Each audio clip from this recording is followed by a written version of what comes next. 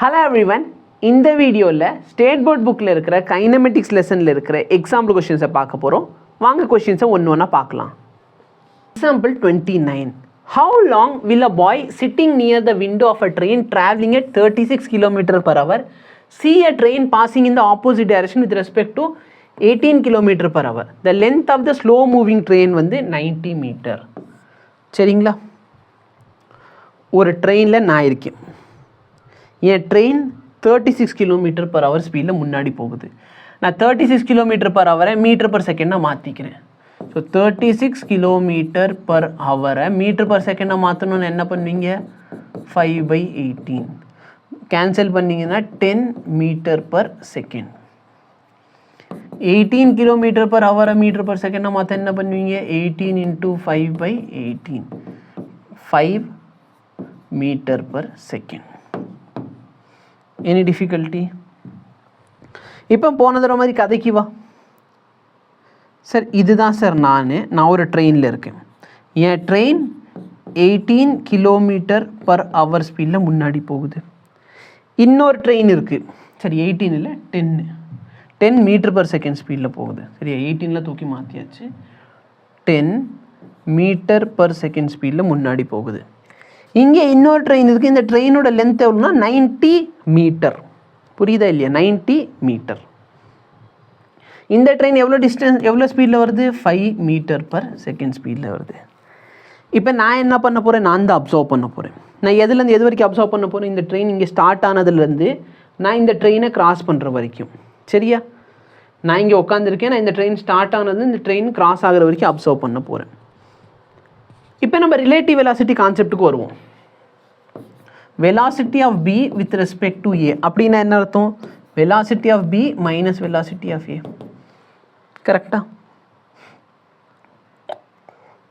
-5 -10 -15 அப்படின்னு என்ன சார்? நான் நகரவே இல்லை. இந்த ட்ரெயின் 15 மீட்டர் பர் செகண்ட் ஸ்பீடில் முன்னாடி போகுது. புரியுதா இல்லையா? ஓகேவா? இதான் relativity concept. Relative velocity concept என்னது? நான் மூவ் பண்ணல, ஆனால் என்னையை பொறுத்த வரைக்கும் அவன் என்ன பண்ணுறான்? 15. ஆக்சுவலாக அவன் போகிறது 5ல், நான் ஃப்ரண்ட்டில் போகிறது 10ல். அப்போ எனக்கு எப்படி தெரியுறான்? அவன் 15 போகிறான்னு தெரியுது. புரியுதா இல்லையா? இன்னும் புரியாதவங்களுக்கு ஒன்றுமே இல்லை, ரொம்ப சிம்பிளாக பாரு. நானும் நீயும் ஒரே இடத்துல இருக்கோம், 0 இருக்கும். நான் 10 மீட்டர் முன்னாடி போகிறேன், நீ 5 மீட்டர் பின்னாடி வர. நான் என்ன சொல்கிறேன்? சார் நான் நகரவே இல்லை சார். அப்போ நம்ம ரெண்டு பேருக்கு நடுவில் ஸ்டார்டிங்கில் கேப் எவ்வளோ இருந்துச்சு? 0 இருந்துச்சு. இப்போ நம்மளுக்கு கேப் எவ்வளோ? 15. அப்போ நான் நகரவே இல்லைன்னா என்ன அர்த்தம்? நீ 15 மீட்டர் பின்னாடி நான் வந்திருக்கேன்னு அர்த்தம். கரெக்டாக இல்லையா? அப்போ ஒரு செகண்டுக்கு 15 மீட்டர் நகருது அந்த வண்டி. அப்போ 90 மீட்டர் நகர்றதுக்கு எவ்வளோ? ஏன்னா 90 மீட்டர் தான் அதோட லென்த்து. அப்போ 90 மீட்டர் நகர்றதுக்கு எவ்வளோ டைம் ஆகும்னு கேட்டாங்க. ஸோ டைம் வேணும்னா வெலாசிட்டி பை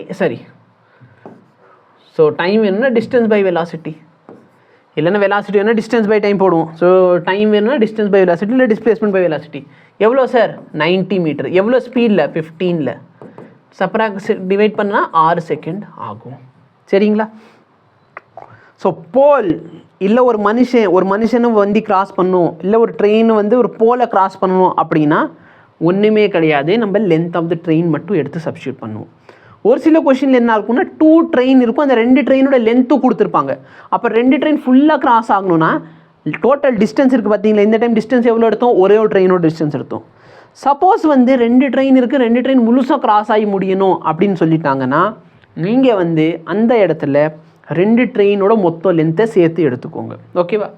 மற்ற கான்செப்ட் எல்லாம் சேம். இந்த இடத்துல டிஸ்டன்ஸுக்கு பதில் என்ன பண்ணுங்கன்னா 2 ட்ரெயினோட டிஸ்டன்ஸ் எடுங்க. இங்கே நான் ஒரே ஒரு ட்ரெயினோட டிஸ்டன்ஸ் எடுத்திருக்கேன். ஏன்னா இன்னொருத்தர் என்னது?